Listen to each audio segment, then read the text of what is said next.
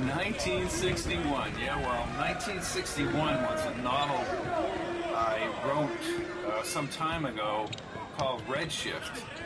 Redshift had an interesting twist at the end of the novel in that President Kennedy was assassinated because of the lead character, a guy named Jim Cahill, going back in time. Jim Cahill transforms into Patch Kincaid, and I like that name a lot better. I like the patch part of it, patching up history, except he makes a bigger mess of history every time he goes back in time. 1961, you have to realize that Patch is out in the middle of the Sierras. He's up on the interstate. He's driving towards San Francisco to meet his fiancée, and he turns on the radio program. Now, when he turns on that radio program and he spins the AM dial, he gets a station that's kind of very difficult to hear up in those mountains. But he keeps it on that channel anyways because it's the most listened to radio program in the United States in 1986. The host of that program is former President John F. Kennedy. Now, when we read this, we know we're in a different time. We know that things are not the way that they have evolved in our own timeline since 1963. Kennedy argues with the caller, telling the caller that he got troops out of Vietnam by 1965. His intention is backed up. Kennedy National Security Action Memorandum, NC. So we know that here's what unfolded in Patch's timeline. Just the fact that Patch showed up there, something didn't happen that should have happened. And I don't make that clear until the sequel to this book, 1963.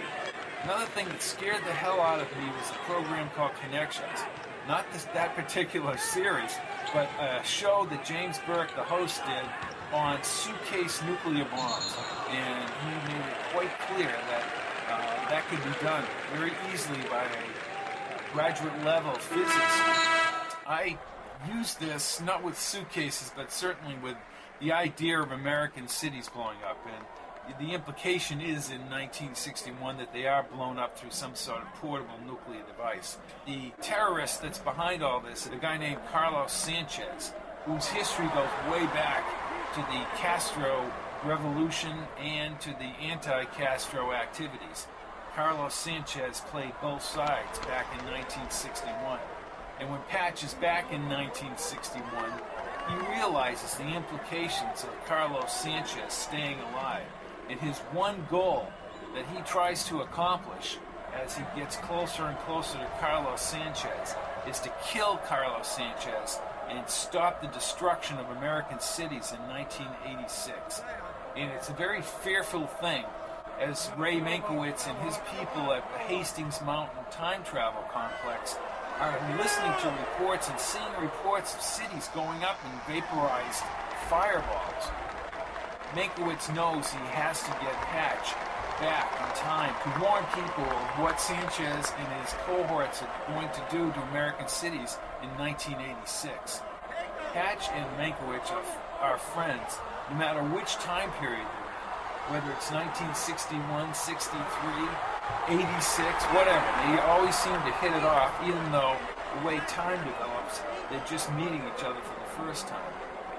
And then back in 1961, Mankiewicz at first does not believe that Patch is who he says he is, a guy that's come back through time to warn him of impending doom for the United States and the world. The other thing I want to stress about 1961 is I didn't specify people, historical people, like I did in 1963. Once the plot got going against the president, it was important where I was sure to put people in places where they were during that plot. In 1961, it's a little bit different, and I do have certain inferences that people involved in this book are historical figures, but I won't go there as far as saying that they actually were, because I didn't source out any type of correlation to the events of the Bay of Pigs. And the other thing about the Bay of Pigs is, when I first wrote Redshift, I relied on a book I read about the Bay of Pigs, and it was okay. I mean, it gave a pretty good summary. But as I got into writing Redshift over after I wrote 1963, I wanted to tie those two books together and make sure everything made sense because one book led into the other. And when I did do that, I got into a lot of detail about the Bay of Pigs, and Patch is in the middle of that whole thing along with Mankiewicz. And it gives a pretty good summary. If you were on the ground in the Zapata Swamp, you'd probably have a bird's eye view the same way that Patch did, with the B-26s flying overhead, shot down, the Houston, the vessel committed to the Bay of Pigs going down in the harbor, and what it was like there under fire on both sides. I really like the way the end of this book came out. It certainly makes the events of the timeline that we live in poignant. And finally, the thing that struck me about JFK and the Bay of Pigs, several things did. Number one, how he trusted the military and the CIA and how they misled him so bad. And the way the military was ready for aggressive action with jets, armed Marines, and with the Navy just off the coast. And the CIA setting up this plan and telling Kennedy and that has incredible implications to the assassination of the president, because government operatives use that false narrative in order to implicate Kennedy in a negligent action against people who saw their friends and comrades die on the beach. And it was their contention, once the flames were fanned by the CIA and by operatives on the ground, that Kennedy left those people there to die. Those people were livid, and rightly so, and understandably so. And they also knew they weren't going back to their homeland. And then in 1963, in the fall, when we hear that Kennedy may have a rapprochement with Castro, and there may be talks about recognizing the Castro government, that was the end of it for some people. So 1961 leads right into 1963. Patch realizes when he is retrograded back how things have changed because of his trip into the past.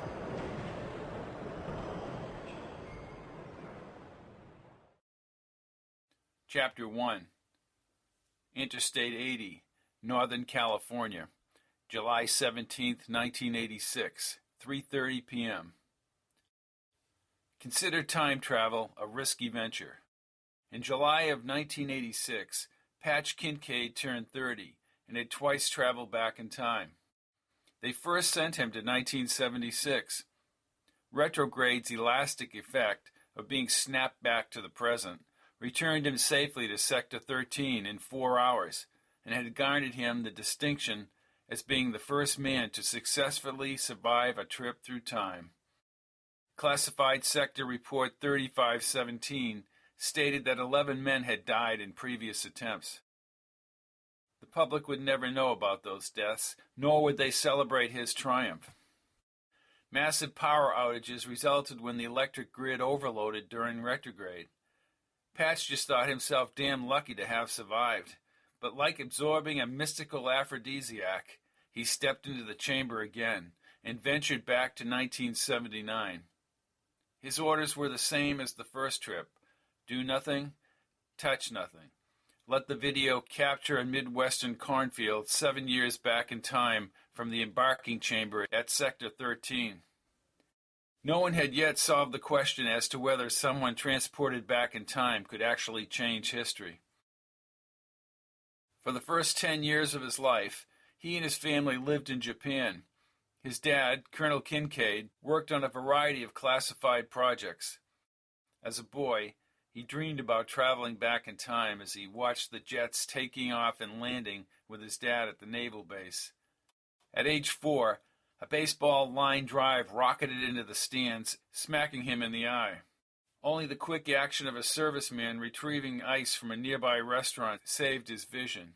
A cloth patch protected his eye for weeks, but for the rest of his life, Robert Garrison Kincaid, Jr. carried a thin 2-inch scar under his right eye and the nickname Patch.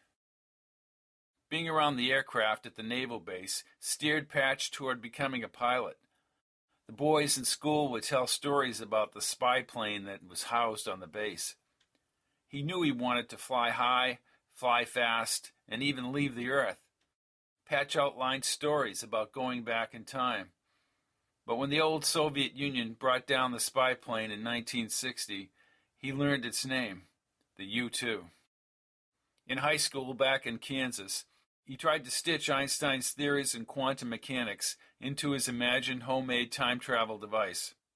There had to be a way to go back in time like the time machine. As a man, he settled for flying high-speed aircraft and then secret missions into space. Leaving the bounds of Earth might just be the closest experience to journeying back through time.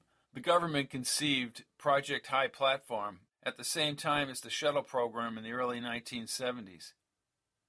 Patch watched Al Devins and Rick Petrie roar into space on the first shuttle in 1978. He had to keep secret the project he had been a part of since 1977. The shuttle landed successfully at Edwards Dry Lake in Southern California, but Patch Kincaid drove north to a hidden military base called Catapult 35. Since the beginning of the space program, the military implemented a secondary program to gain a surreptitious military presence around the Earth and the Moon. He joined 26 other astronauts in being launched high above the Earth to construct the Military Readiness Platform, MRP. Patch worked closely with the facility that remained behind the dark side of the Moon. All of the space flights, traveling at almost 18,000 miles per hour, and the isolation on the MRP facilities could not prepare him for the perils of time travel. He initially rebuffed the assignment to the Sector 13 experiments. An intelligence agency physicist, Ray Minkowitz, spoke with him for 5 hours in San Francisco. Minkowitz constantly smoked a cigar, told Patch he did not have the guts to attempt time travel. Minkowitz branded Patch as unpatriotic and selfish. He stressed that time travel might have military implications. Then he extolled Patch's bravery and expertise in space. He successfully signed Patch up for a project that would be burrowed away from the general public. Sector 13 demanded never-ending toil and high energy levels that neither rewarded achievement nor granted much free time.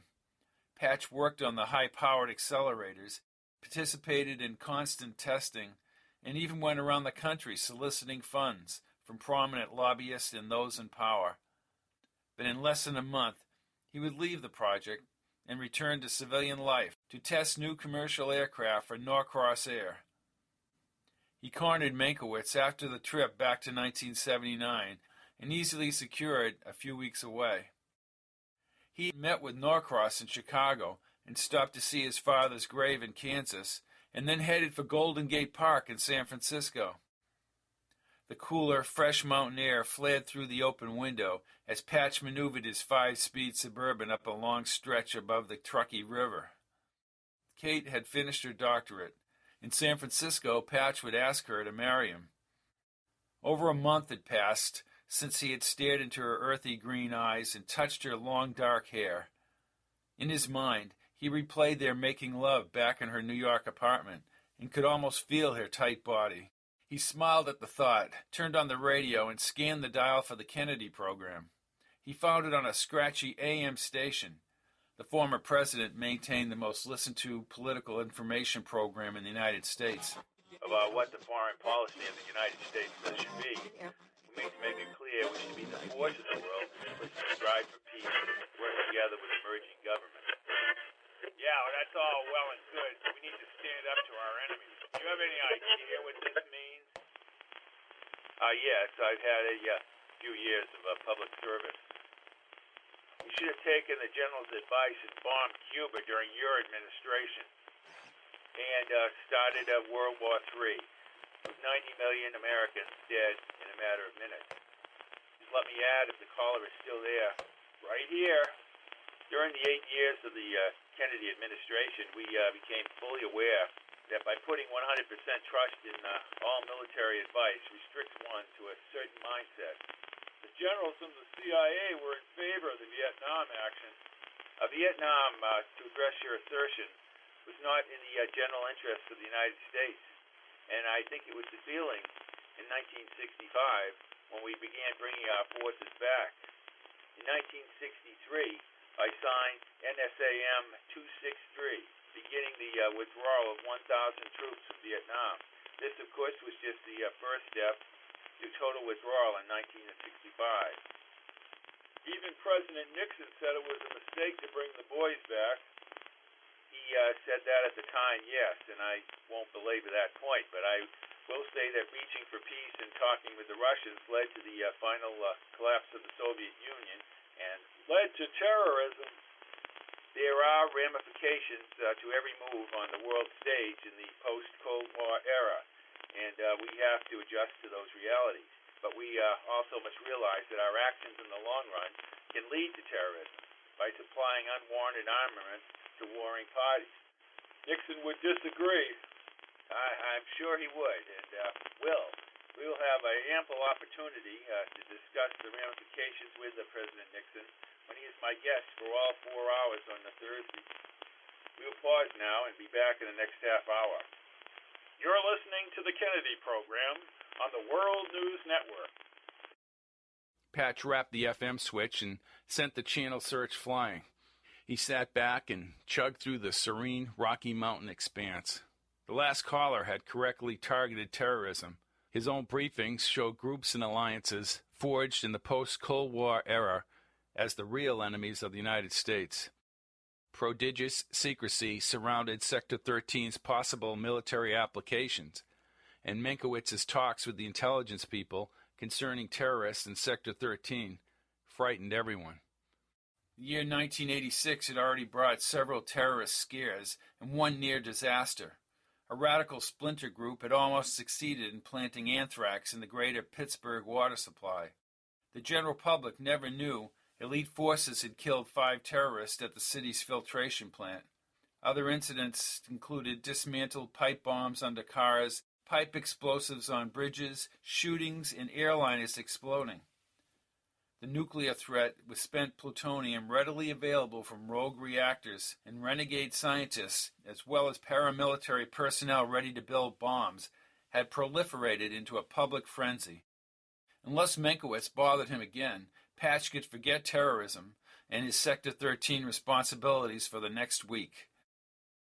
He gazed out the open window at the majestic jagged peaks, scattered with towering evergreens tapering down like silent soldiers guarding the rock-carved canyon.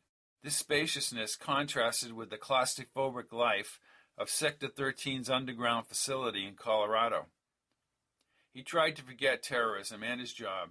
Kate would meet him in Golden Gate Park. He planned it perfectly, flying her in from New York. An outdoor scene filled his thoughts. 2 violinists and a noted flutist under the trees overlooking the bay, and a fully catered meal spread across a linen-covered tablecloth. As they dined outside, he would present her with a sparkling diamond secured by one of Mankiewicz's buddies from South Africa. After San Francisco, they would drive east and spend tomorrow night under the towering sequoias in Yosemite. The cellular buzz from his second phone broke the mountain silence. Patch winced at the bulky unlisted mobile phone on the passenger seat. Mankiewicz had promised 3 hours ago not to call him again. But how did he get this number? Patch wanted to let it ring, but reluctantly grabbed the phone from its box and pushed the green button. Ray, what the hell? How did you know it was me, Patch? Who else is such a pain in the ass? Well, that's true. Patch held the wheel with one hand and rolled his eyes as he neared the mountain crest. Mankiewicz's gravelly voice punctuated the transmission. How's the scenery up there, Captain? Ray, leave me alone. I think you have your damn watch set on a timer. Just beeped, and now it's time to bother Kincaid again. The signal weakened. Timer? That's not a bad idea. Listen up, Patch. You need to get to a land phone. Ray, this is my unlisted phone. At least I thought it was. I must be 50 miles from a regular phone. You're already past Truckee and Tahoe, and now you're approaching the Rainbow Bridge near Donner Summit. I just got off I-80 to get some peace on the old road. I swear you'd track me next time I take a leak. Oh, we can do that. Patch grinned slightly as he gazed downriver through the slotted concrete bridge. The evergreen slopes above the river spread like an artist's foreground into the magnificent, deep, distant blue mountains. Get lost, Ray. Patch. What? Have a nice day. The line went silent, and Patch sneered and then smiled at the phone. He shifted up the rock ledge. The bridge and the river formed behind him in the side mirror. Somehow he thought of his dad. His father had died in a long battle with cancer in 1979. They buried him with full honors in Kansas. In many ways, Mankiewicz had become a father figure at Sector 13. As a physicist, he worked with Hollis Leminski and Dr. Alexander Moon, quantizing electrons and electromagnetic fields. Then he expanded his work by teleporting particles through time.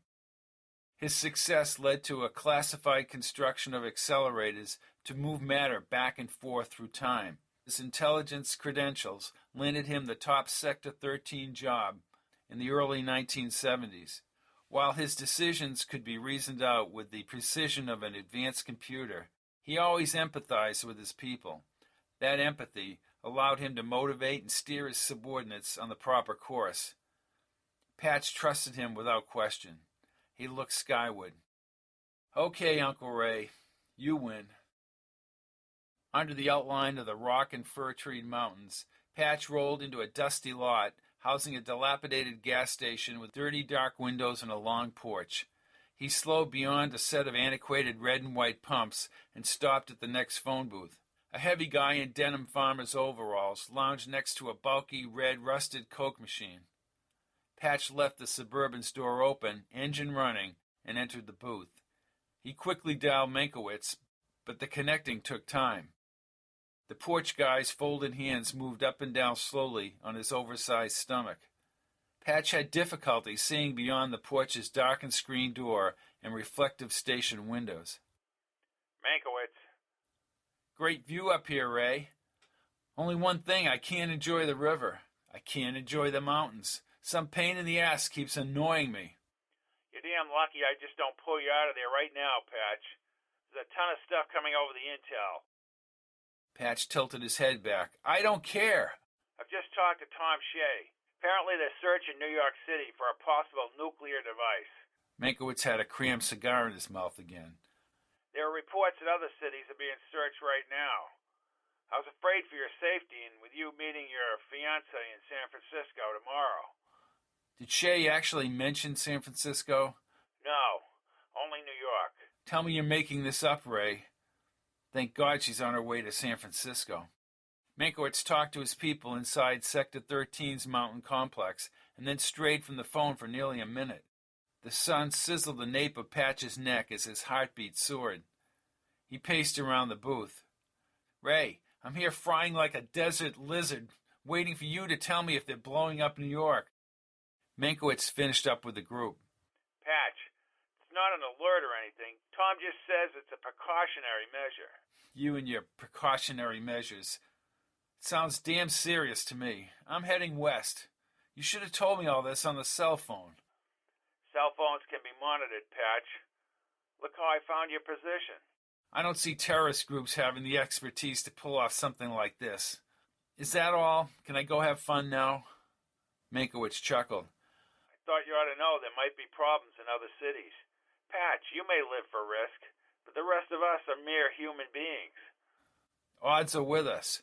But if they go on alert or something, call me." "Oh, I wouldn't think of breaking up your little party." "Right." Patch set the phone back on the hook and wished he could relax like the man sleeping on the porch. He stepped into the Suburban, shut the door, and spun back on the highway. As he placed the reflective sunglasses over his eyes, diminishing the glare, he visualized a brilliant orange explosion and mushroom cloud rising over some American metropolis, sucking up the imploded buildings, streets, and people into a huge billowing fireball. Such far-fetched notions rattled his imagination as much as time travel.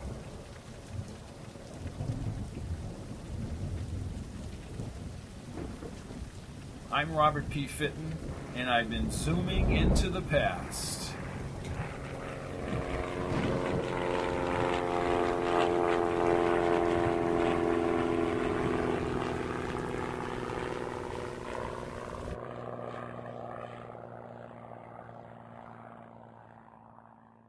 Fitton time travel books abide by historical events as they happened.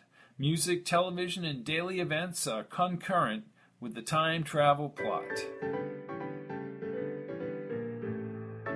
Check out Fitton's Time Travel and all Fitton books at audible.com.